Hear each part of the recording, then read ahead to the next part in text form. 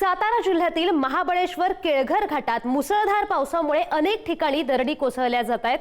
दगड आणि माती रस्त्यावर आल्यानं साताऱ्यातून मेढा मार्गे महाबळेश्वरकडे जाणारी वाहतूक काही काळ ठप्प झाली होती।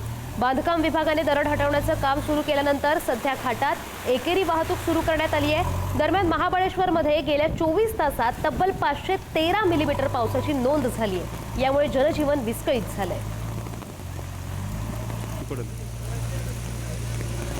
साताऱ्यातली आपण ही दृश्य पाहतोय। महाबळेश्वर केळघर घाटात मुसळधार पावसामुळे अनेक ठिकाणी दरडी कोसळलेल्या आहेत।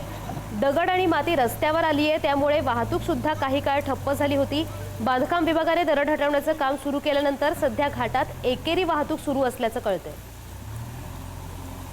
सातारा जिल्ह्यामध्ये गेल्या 4 ते 5 दिवसांपासून